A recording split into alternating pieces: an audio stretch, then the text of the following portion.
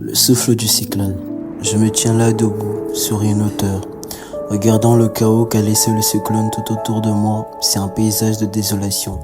Des maisons effondrées, des arbres déracinés, des flaques d'eau stagnantes qui reflètent un ciel encore menaçant. L'air est lourd, chargé de cette odeur de sel, de terre mouillée et de bois brisé. Le silence est presque assourdissant après le vacarme de la tempête.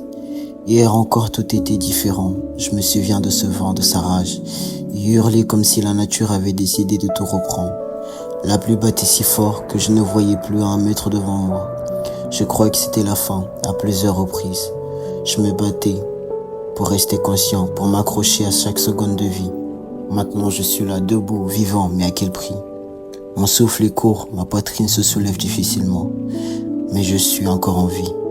Je regarde en contrebas les rues que je connaissais si bien sont méconnaissables. Une voiture renversée, des toits arrachés, des morceaux de vie éparpillés partout. Tout semble irréel comme si ce n'était pas ma ville, pas ma réalité. Je me pose 1000 questions. Où sont les autres, mes proches? Ont-ils survécu? Je sais pas. Je n'ai pas encore la force d'y penser trop longtemps. Je me concentre sur ma respiration, une inspiration après l'autre, comme pour me convaincre que je suis encore là. Je baisse les yeux et remarque mes vêtements trempés collants, d'un orange vif, presque ridicule dans ce décor gris et brisé. Il me donne l'impression d'être une anomalie, une flamme solitaire dans ce chaos. Mais au fond, je me demande si cette flamme n'est pas sur le point de s'éteindre. Je fais un pas puis un autre. Je ne peux pas rester immobile, pas maintenant. Je dois avancer, chercher des signes de vie, des visages familiers. Mes jambes tremblent un peu, mais elles me portent. En marchant à travers les débris, mon pied heurte une photo, presque enfouie sous la boue. Je la ramasse, une famille souriante figée dans le temps. Je l'essaie doucement, je ne les connais pas, mais cette image me frappe. Ça aurait pu être moi, ça aurait pu être ma famille. Je commence à marcher, pas lourd dans la boue, essayant de comprendre ce qui vient de se passer. Chaque rue que je traverse est méconnaissable, pourtant au milieu de tout ce désastre, c'est elle que je vois. Mon ancienne compagne. Elle marche lentement avec quelque chose dans les bras. Mon cœur s'accélère sans que je comprenne pourquoi. Quand nos regards se croisent, le temps semble s'arrêter. Elle s'approche de moi et c'est là que je remarque dans ses bras, il y a un enfant tout petit mais éveillé. Elle me regarde droit dans les yeux et me dit doucement presque comme un murmure.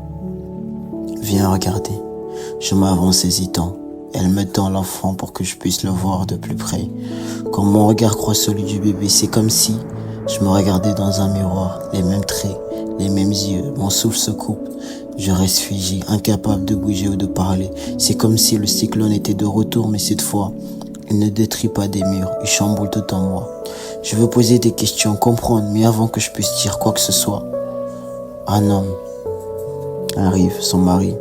Elle tourne la tête, me regarde une dernière fois. Et sans un mot de plus, elle s'éloigne avec lui, l'enfant dans ses bras. J'essaie de la suivre, de l'arrêter, mais mes jambes refusent de bouger. Je reste planté là, dans la boue, incapable de réagir.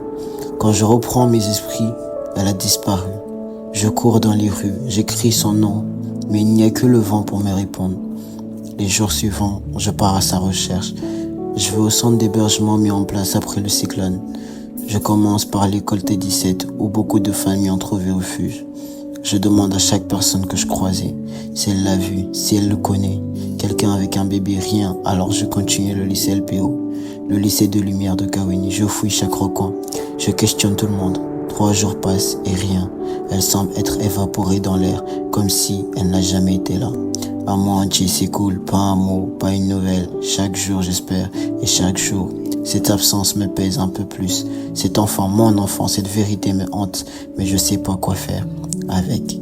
Où est-elle? Pourquoi est-elle partie si vite? Et surtout, reviendra-t-elle un jour? Je me tiens à nouveau sur cette hauteur où je l'ai vue pour la dernière fois. Le chaos du cyclone est toujours là, autour de moi, mais maintenant, il est aussi en moi. Je vais continuer à chercher, je me dis, parce qu'abandonner sera impensable.